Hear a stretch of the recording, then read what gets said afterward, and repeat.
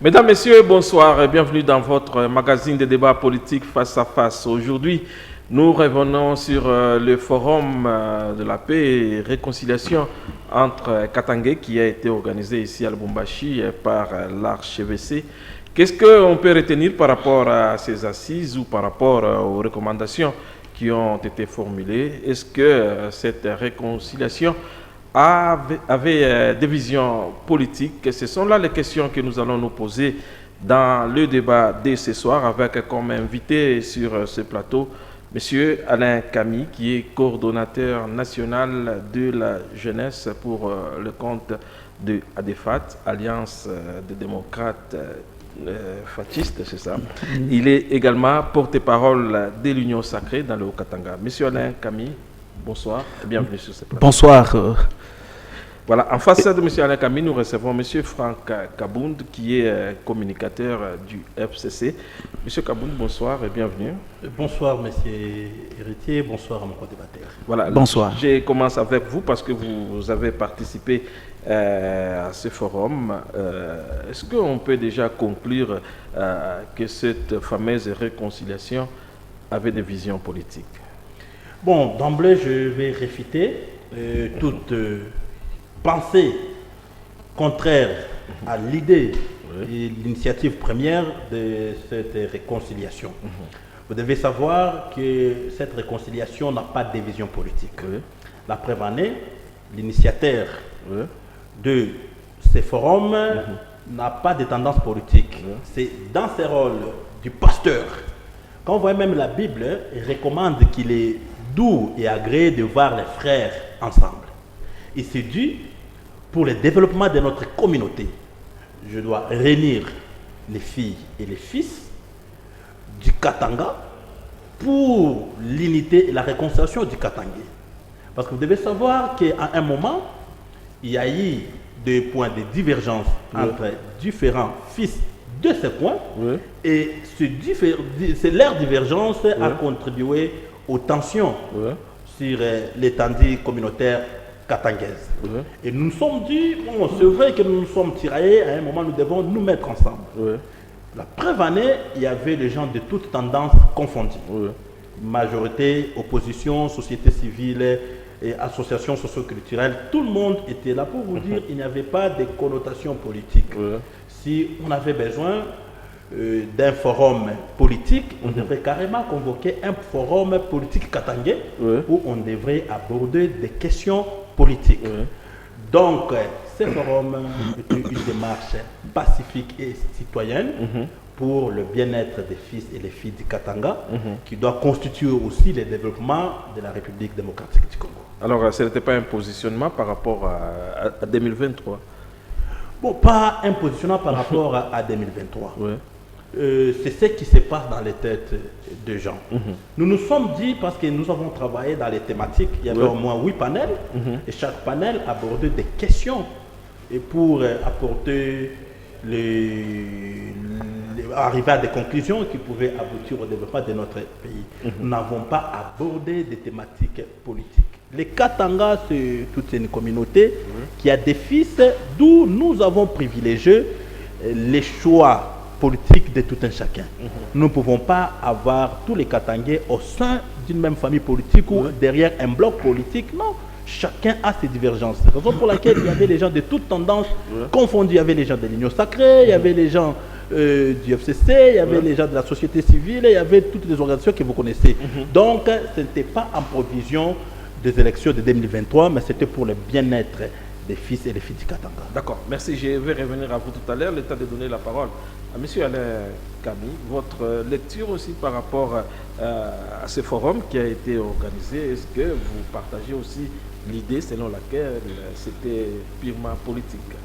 De prime abord, nous avions apporté notre soutien indéfectible à ce forum parce qu'il parlait réconciliation. Beaucoup de gens méconnaissent le programme de gouvernance sur fond duquel le chef de l'État a été élu. On le dit souvent. Félix Tshisekedi a été élu sur base d'un programme avec 4 axes stratégiques la bonne gouvernance, l'homme, la croissance économique durable et la société solidaire. Dans la bonne gouvernance, le tout premier point, nous promis par Félix Antoine Tshisekedi, c'était pacifier le pays. Les efforts sont en train d'être mis en place pour la pacification du pays. Il nous avait promis aussi qu'il allait promouvoir la réconciliation nationale. Un peuple qui se réconcilie, il n'y a pas de problème. Alors, par rapport au forum, je vous dis, même le gouvernement central a accepté que ces assises aient lieu, mais malheureusement, on a trouvé qu'il y a des problèmes de forme et de fond qui se sont posés lors de ces réconciliations. Ça vient d'abord juste après que le chef de l'État ait passé plus d'une semaine environ à Lubumbashi pour prévenir les tensions socio-culturelles entre deux grandes communautés, la communauté kassayenne et la communauté katangaise, face à certaines envolées oratoires qu'on pouvait connaître dans la ville. Mais concernant ce forum, un problème de la forme. Qui avait l'amabilité de le convoquer? On nous parle de la province, l'assemblée épiscopale ecclésiastique de Lubumbashi. Et Lualaba, Kalemi, est-ce qu'ils ont été consultés? Un problème sérieux. Sur quelle base le choix des participants ont été choisis? Parce que nous voyons, j'y vais par un exemple, l'honorable Vital Lusunzu, Katangé, et qui a œuvré toute sa vie pour la promotion des valeurs culturelles au Katanga, mais qui n'a pas été choisi juste par le fait que l'un de ses parents n'est pas katangais. Mais il y avait d'autres députés. Non, j'y vais quand même. L'honorable Vital Lusunzu, c'est quand même une figure de proue dans la communauté katangaise. Mais on voit Moïse Katumbi, qui a un père qui n'est pas katangais, mais qui était dans ses assises. Ça cause déjà un problème. Pourquoi ne pas prendre Vital et choisir Katumbi qui a un père étranger alors que les deux parents de Vital Lusunzu sont congolais? Alors, et il a travaillé toute sa vie ici en République démocratique du Congo. Katumbi, c'était quand même la personne clé dans parce que vous parlez maintenant de la personne clé. Creusons l'abcès. Nous avions vu la réconciliation s'est passée en 1994 à l'est de la République face au génocide qui a eu lieu. C'était soutenu par l'ONU.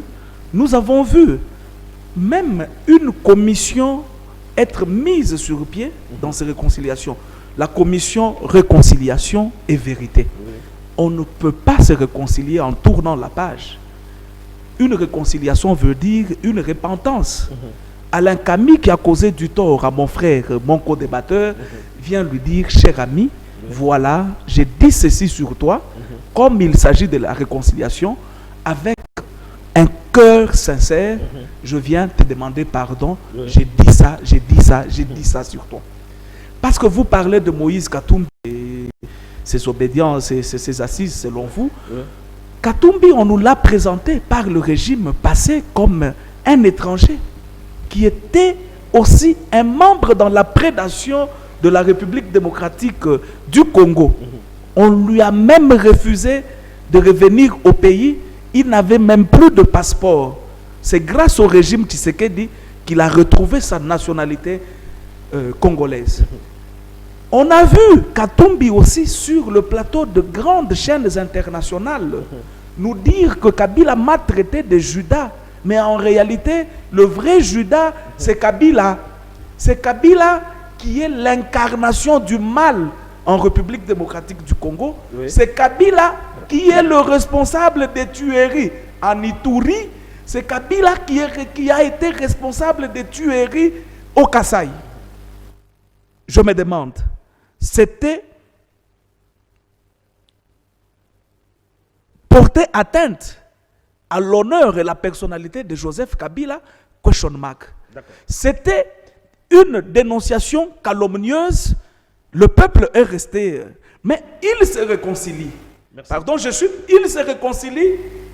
Katumbi ne s'adresse pas au peuple pour dire que je m'excuse, ce que j'avais dit c'est faux.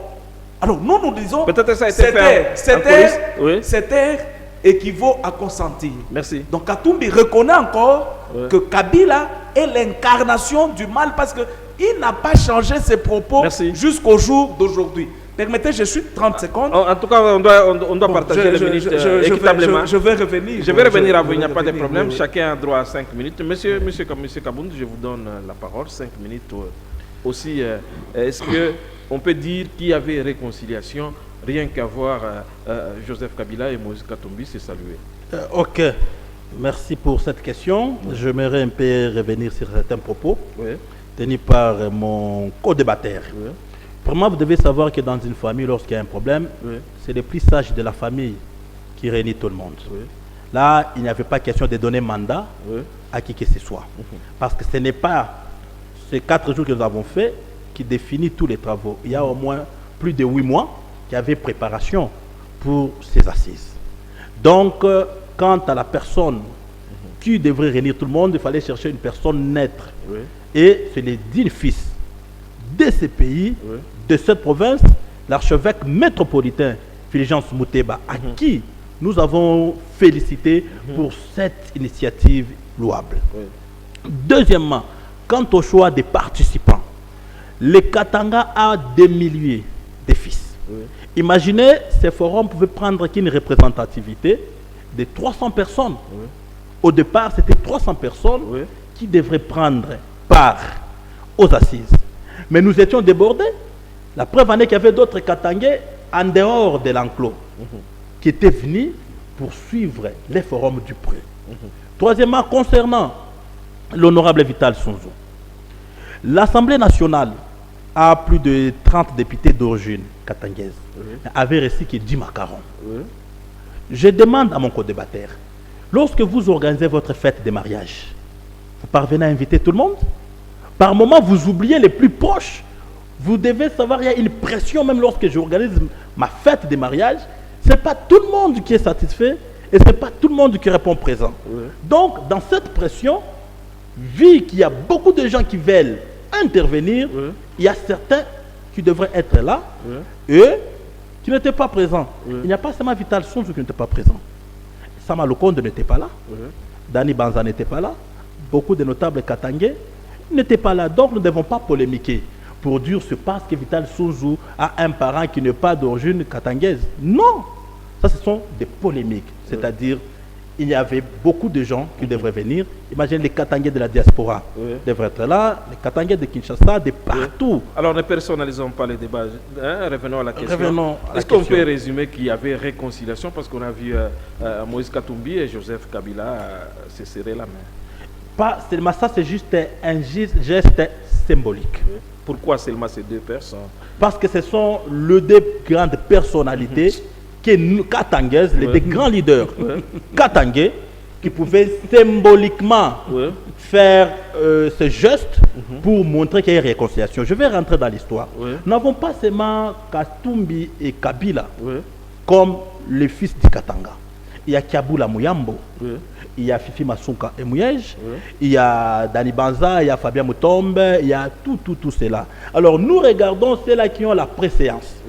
Parmi nous tous, il y avait Kabila, qui est le président honoraire de la République démocratique du Congo, et Katumbi, qui était gouverneur honoraire du Grand Katanga. C'est sur base de ça que nous avons dit, l'un était président et l'autre était gouverneur du Grand Katanga. Si nous devons choisir les personnes d'une manière symbolique, ça doit être ces 2 personnes-là. Donc on ne devrait pas voir tout le monde. On ne devrait pas avoir tout le monde se saluer. Et se pardonner, Néanmoins, nous avons vu lors du rituel de la réconciliation, tous les fils et les filles du Katanga se lavaient ensemble devant la cathédrale. Là, il n'y avait pas que Katumbi, il n'y avait pas que Kabila. Il y avait tout le monde qui s'est lavé et nous avons enterré la hache de la guerre. Donc, la réconciliation n'était pas seulement pour Katumbi et Kabila, la réconciliation était pour tous les fils et toutes les filles du Katanga. Si nous avons choisi les 2 là, c'est par rapport à leur préséance, par rapport aux tâches et leurs rôles qu'ils ont joués dans l'histoire du Katanga. Est-ce qu'il y avait la sincérité? Il y avait la sincérité, la preuve en est, Nous avons eu 3 jours. Oui. Dans ces 3 jours, nous sommes répartis dans 8 panels. Et dans ces 8 panels, je vous dis, les gens se sont parlé en face. Oui. Les gens se sont dit des vérités. Les deuxièmes jours, on pensait qu'ici, nous devons nous arrêter parce qu'il y avait des tensions.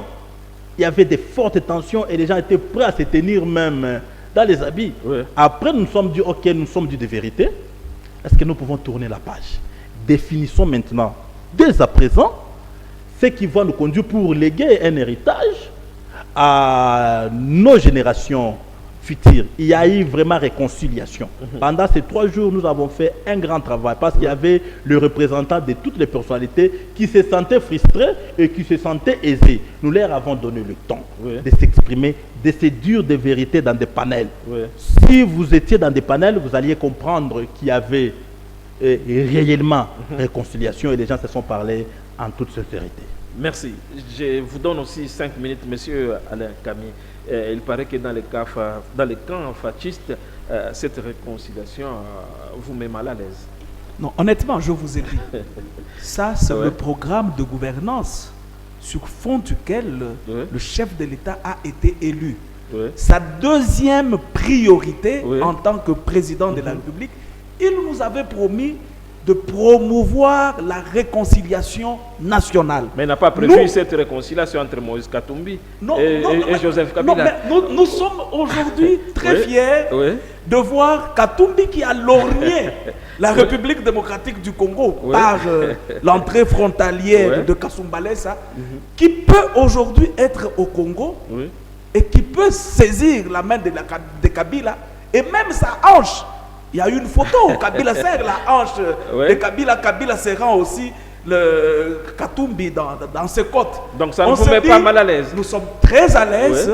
C'est une victoire, c'est une promesse tenue du chef de l'État. Il avait promis la réconciliation nationale. Aujourd'hui, même quand nous allons dans la culture congolaise, nous trouvons même les clans Wenge qui se réconcilient et il aura un grand concert. C'est pas voler la vedette. Non, ça a été dit avant. Alors, maintenant, comme il faut parler...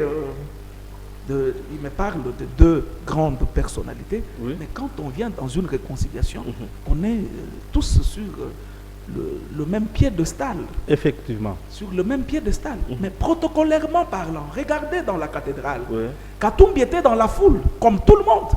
Et Kabila avait une place de choix.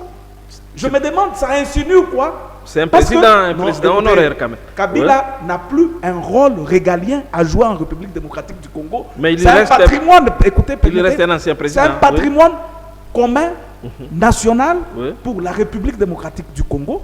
On peut faire usage à l'expérience de Joseph Kabila en Afrique, au Congo. Nous voulons qu'il vive paisiblement dans cette casquette d'un ancien président de la République. C'est une première de voir un ancien président de la République démocratique du Congo vivant. Et nous en sommes fiers. C'est un couronnement de notre lutte. Nous avions lutté pour qu'il y ait démocratie dans ces pays. Alors, il a une place de choix. Alors que dans la déclaration finale, on nous parle du fédéralisme. On veut que le Katanga devienne un État fédéral.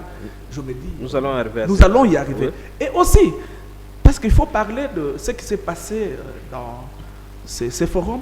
On dit que le peuple katangais est révolté par le pillage systémique et abusif de minerais, particulièrement ces derniers temps, et souvent illégalement, sans créer ni emploi, ni valeur ajoutée, ni bénéficiant nullement au Katanga, pas plus qu'au reste du Congo.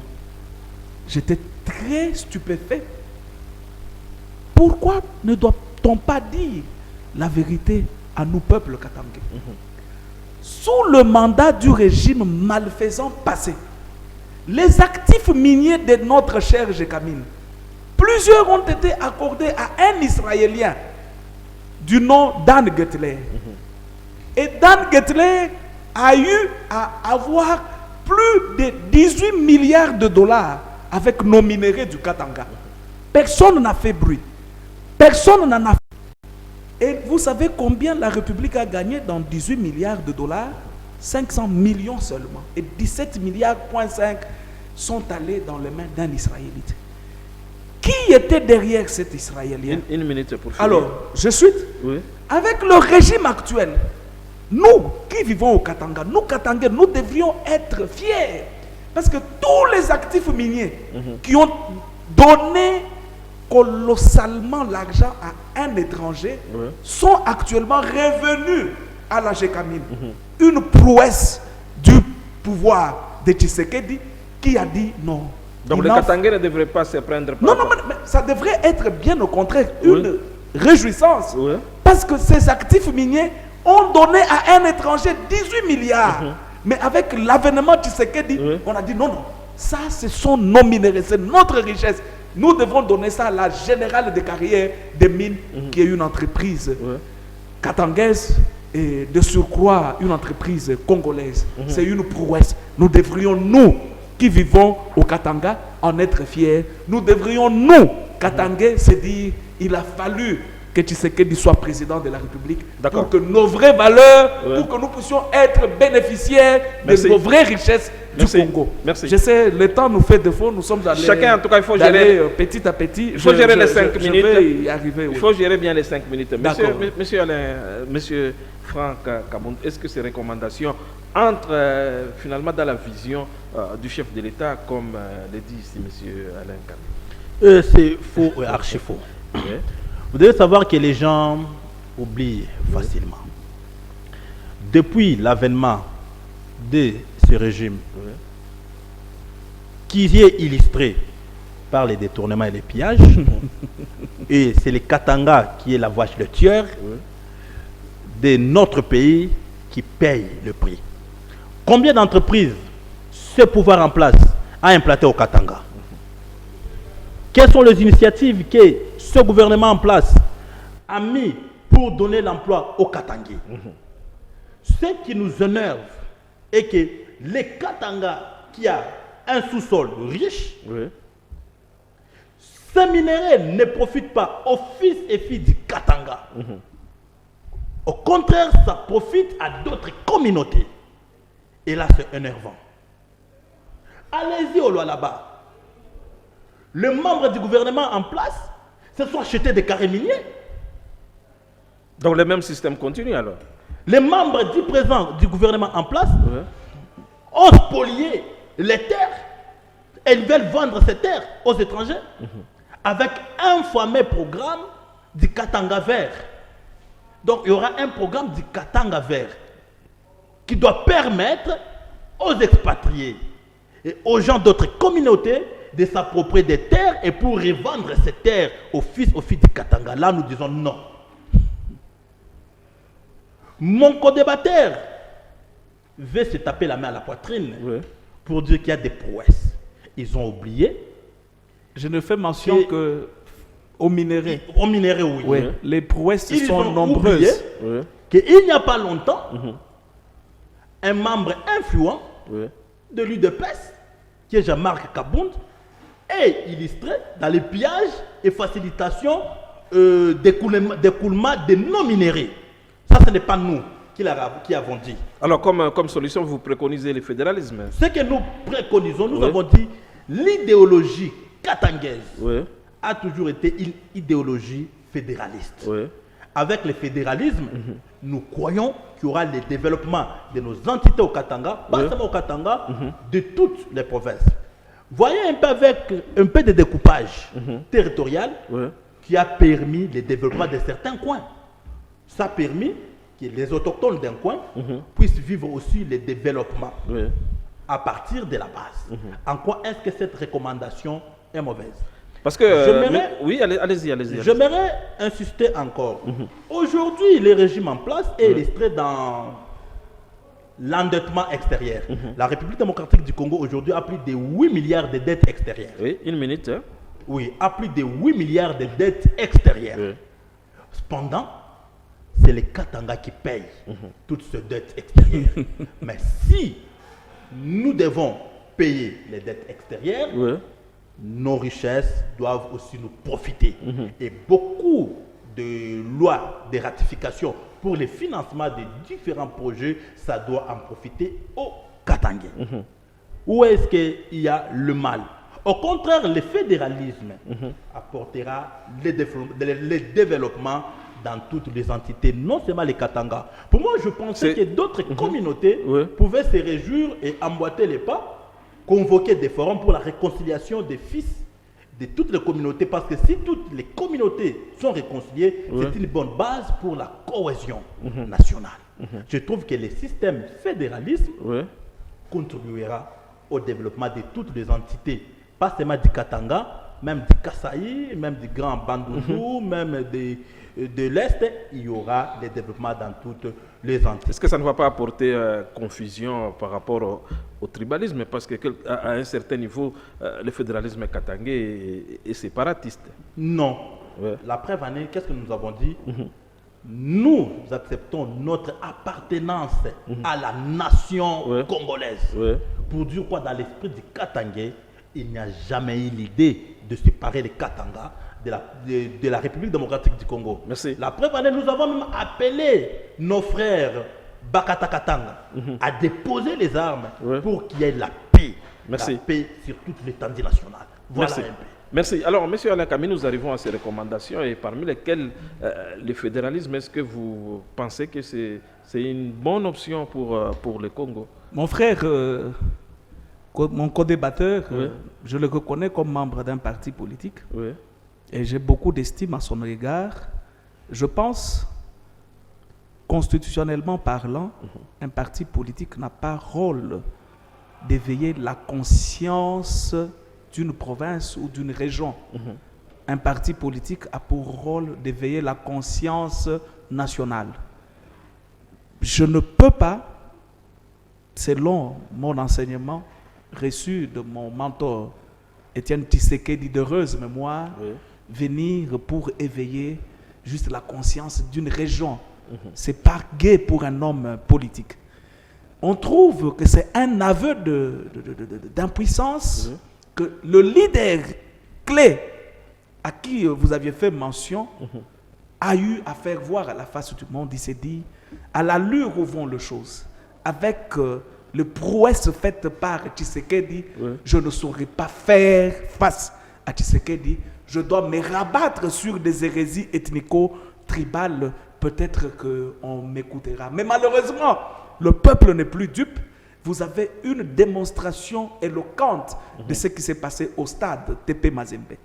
Ces leaders réunis comme dans un sac n'ont pas su faire 3% de ce stade. C'est un message fort et nous devons prêter oreille attentive à ce message. Le peuple a dit, nous sommes Congolais, nous appartenons au Congo. Venez avec un discours qui nous unit, pas avec un discours séparatiste. Donc, honte à vous. Imaginez-vous, il n'y a eu aucun cadre légal dans tout ce qui s'est passé. Vous pouvez vous réunir, une corporation de journalistes de HK6, et faire aussi une déclaration. Nous voulons le fédéralisme et recommander. Mais ça n'a rien de légal. Mais le fédéralisme, quand on le veut, la famille se réconcilie, mais elle touche à des points qui ne peuvent être traités que dans des institutions. Mais nous avons dûment établi. Qu'est-ce que vous reprochez au fédéralisme si on doit entrer dans les fonds? Le fédéralisme, au jour d'aujourd'hui, nous nationalistes, nous qui avons l'esprit qui a animé Mouzé Laurent Désiré Kabila, nous qui sommes habités par l'esprit qui a habité Étienne Tshisekedi Wamulumba de heureuse mémoire, nous qui avons l'esprit qu'incarne, les valeurs qu'incarne Félix Antoine Tshisekedi, nous disons, l'article 1 de la Constitution dit le Congo se retrouve dans ses limites 1960 comme un État uni, État de droit, laïque. Donc ça, c'est le tout premier article de la Constitution. Un État uni. Mais vous savez, qu'est-ce qui se passe quand il y a un État fédéral dans un État? Donc cet État-là doit avoir sa propre Constitution. Cet État-là doit avoir soit son premier ministre ou son gouverneur qui ne dépend pas obligatoirement du Grand Congo. Mais où? J'y arrive. Imaginez-vous que le Grand Kivu s'est dit, dans le temps, il y avait Maniema, il y avait les deux Kivu, réclamant aussi le fédéralisme. Le Kasaï s'est dit, nous étions Chikapa, Kananga, Mbujimaï, réclamons le fédéralisme. Bas-Congo s'est dit, Bandundu, partout là, réclamons le fédéralisme. Que sera le Congo?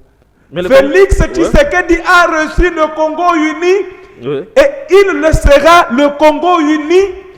Tout celui qui veut qu'il y ait fédéralisme, c'est une opinion. Il cherche la séparation d'après vous. Tout celui qui est fédéraliste. C'est une opinion. Ça ne doit pas se traiter dans une église. Ça ne doit pas se traiter dans une cathédrale. Ça doit se traiter dans les institutions dûment établies démocratiquement. Et imaginez-vous, dans les recommandations, on dit aux autorités politico-administratives du Katanga. Même si on veut du fédéralisme, on ne doit pas s'adresser aux autorités politico-administratives du Katanga. Leur recommandation, la deuxième recommandation, devrait en vue de favoriser l'avènement rapide du fédéralisme dans notre pays. Mais je me dis, où amène-t-on mon Congo? Où amène-t-on ma nation? Merci. Où amène-t-on ma nation? D'accord. Moi, je n'ai que Congo comme l'unique nation au monde. Et j'aime ce Congo dans sa diversité culturelle. Merci. J'aime ce Congo dans sa diversité interethnique. J'aime ce Congo dans toute sa diversité, même dans l'art culinaire. Alors ne nous amenez pas de discours séparatistes. Ça n'a rien de légal, ces recommandations. Merci. Je demande à tous ceux qui ont été dans ces assises de faire usage de voies légales pour y parvenir. Monsieur Lekami, nous devons bien gérer le temps. Monsieur Franck Akabound, cette fois-ci, c'est 4 minutes pour cette question. Parmi les recommandations, on a demandé aussi au gouvernement national de bien réglementer les flux migratoires. Qu'est-ce que vous envisagez par rapport à ça? Effectivement, il est de la responsabilité du gouvernement national de contrôler les flux migratoires dans l'espace Katanga. Ça, c'est parmi même les recommandations de la table ronde qui a été initiée par le président de la République. Parce qu'il doit y avoir le contrôle des mouvements de déplacement de la population. Il y a nos concitoyens, il y a nos confrères qui voyagent dans des conditions inhumaines sans être accompagnés. Et en route, ils connaissent plusieurs accidents. Avec les flux migratoires, nous avons enregistré combien de décès? Parce que nos frères quittent leur coin pour venir au Katanga sans accompagnement. Et cela amène aussi l'insécurité dans notre province, dans notre région qui est le Katanga.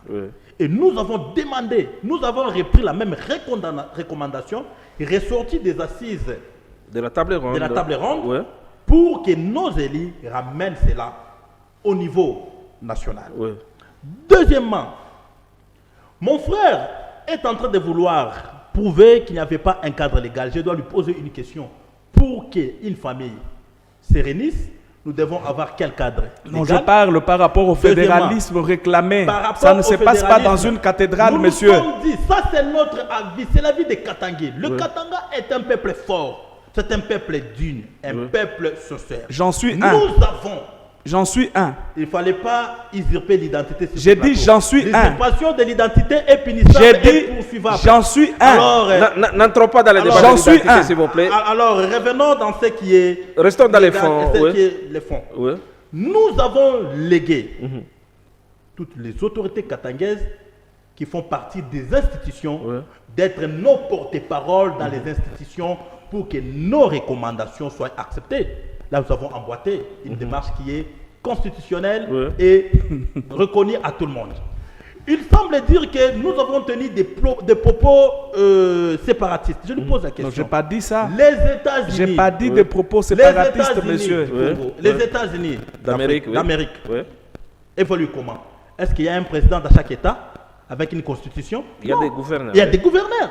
Nous pouvons avoir ces pays avec le même système. D'ailleurs, l'idée de la décentralisation du pouvoir est venue d'où? C'est toujours des mêmes recommandations. Aujourd'hui, nous avons un gouvernement central avec les gouvernements provinciaux.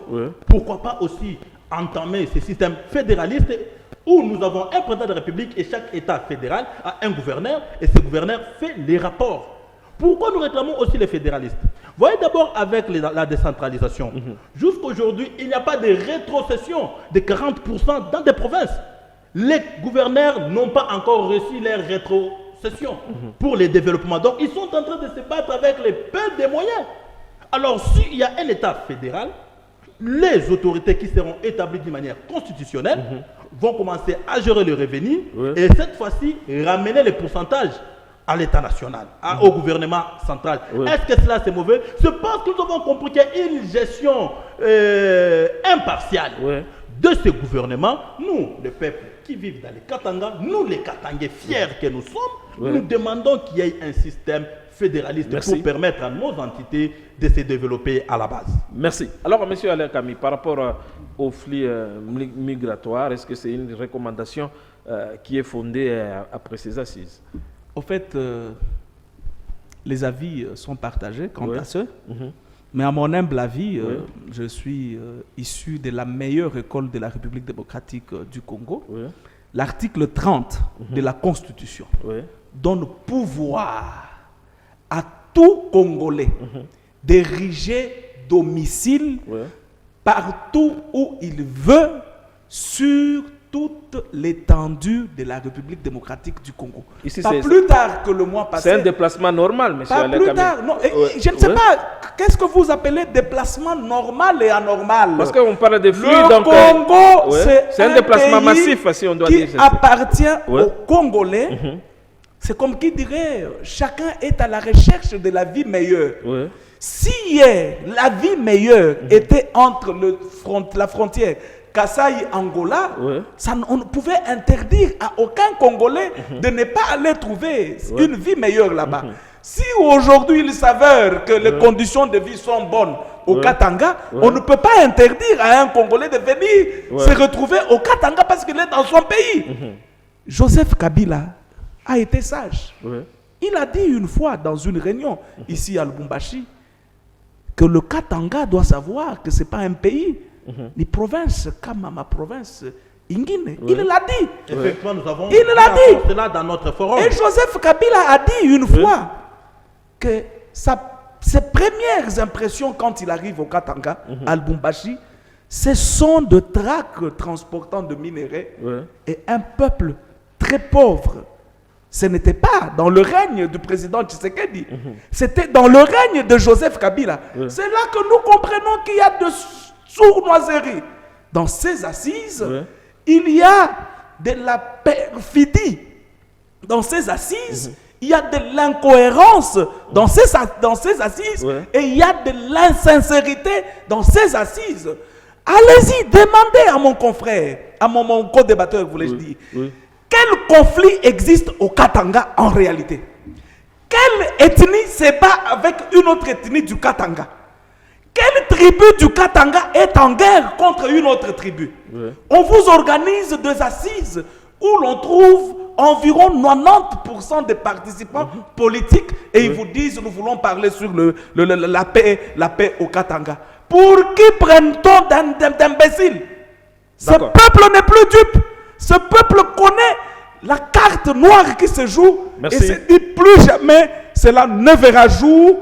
Nous sommes un peuple uni, nous sommes forts. Ensemble, nous sommes forts en tant que Congolais. Je pensais que mon co-débatteur pouvait être au-dessus de la mêlée, se dire je suis nationaliste, je garde les valeurs qu'avait Mouzé Laurent Désiré Kabila pour dire qu'ensemble nous sommes forts. Mais de Guélas, il pense qu'il est...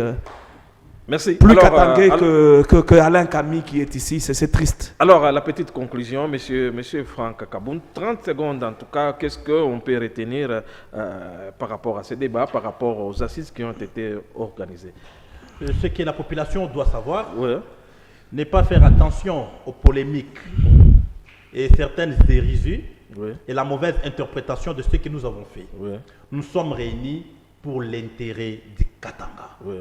Nous avons appelé les fils et les filles du Katanga à cohabiter ensemble, à mettre de côté leurs divergences, à privilégier l'intérêt commun.